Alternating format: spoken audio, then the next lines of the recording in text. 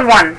Defend your clan, even with your life. You may have friendships with cats from other clans, but your loyalty must remain to your clan. It's hard to imagine a time when cats were allowed to have friendships with other cats in other clans. I know better than most cats the agony of loving a cat from a different clan, and knowing that I had to return to my own clanmates because they needed me, and because I wanted to remain loyal to the warrior code. Come with me and let me show you the sad fate of Rye, Whisker, and Cloudberry. Though it breaks my heart, you will see why this terrible piece of the code came to be. As every cat must learn, the strength of the entire clan depends on the loyalty of each one of its members. The beginning of the warrior code. Race you to the hawthorn bush. Not fair, Rye Whisker. You know you'll win, protested Cloudberry. Rye Whisker turned to look back at the dark gray she-cat. Cloudberry was slender for a Riverclan cat, but her fur was thick and sleek. I'll give you a head start, he offered. Cloudberry tipped her head on one side, her blue eyes sparkling. Or so I'll close my eyes, or run backward, or carry a stone in my mouth. Bee-brain, she purred. She padded up to him and rubbed her head against his cheek. I'll race you to the hawthorn if you race me across the river. Rye Whisker backed away, shaking his head. No way! You can't tell me it's natural to get your fur wet. I tried it once, don't you remember? You fell off a stepping stone. Hardly a proper way to start swimming. Rye Whisker reached out with his tail to touch Cloudberry's flank. Do you think our kids will be able to run fast and swim? He meowed softly. Cloudberry stared at him in astonishment. How did you know? I was going to tell you. I promised, but I wasn't sure how you'd feel. I thought you might want WindClan kits. Rye Whisker let out a frustrated growl. They will be WindClan kits, and RiverClan kits. They will be ours, and that's all that matters. Do your clanmates know? The she-cat began to roll some small stones restlessly beneath her paw. Not yet. I wanted to tell you first. You're worried about what your father will say, aren't you? Rye Whisker guessed. Cloudberry looked up at him, her eyes pleading. Emberstar's a good leader. You can't blame him for wanting more RiverClan kits.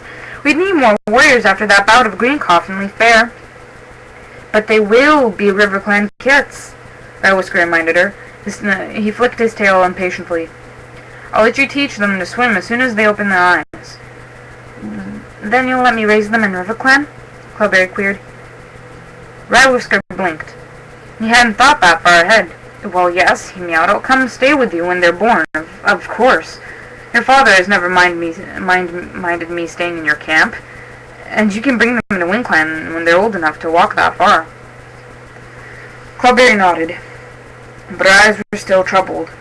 Rye Whisker pressed his muzzle against her ear. It'll be fine, he promised. Every cat knows that Emberstar's closest friend is Thistletail in ThunderClan. If any cat understands that friendships don't stop at the border of a territory, it's Emberstar.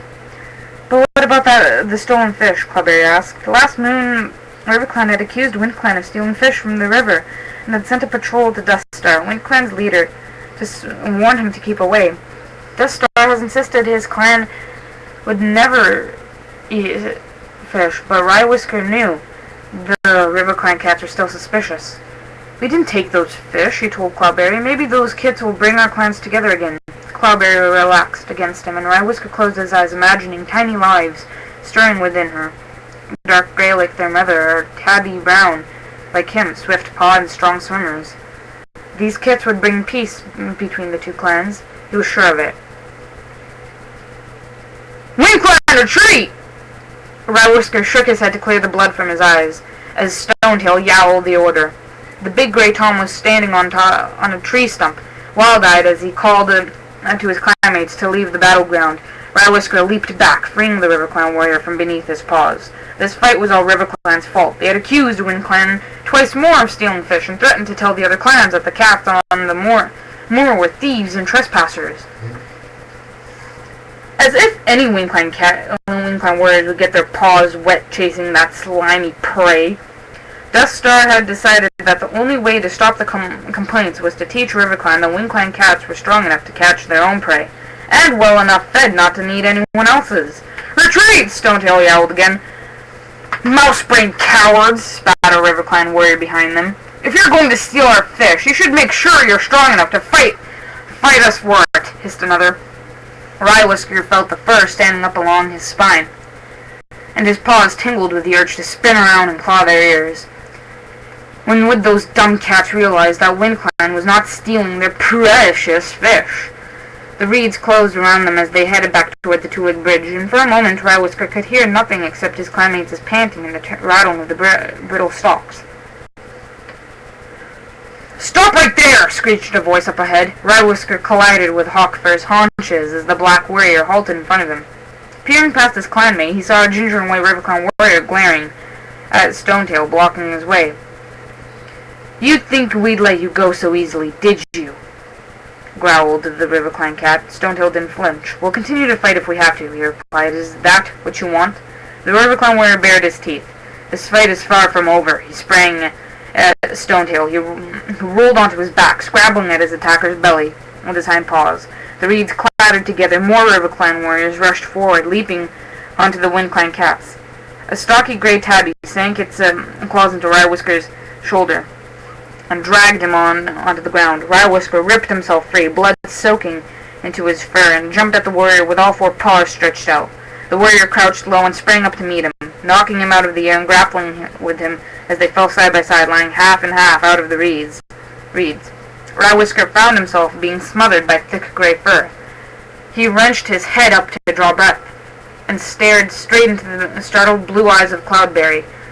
As he watched, a dark shadow reared up behind her, claws glinting in the sun, and plunged down onto her neck.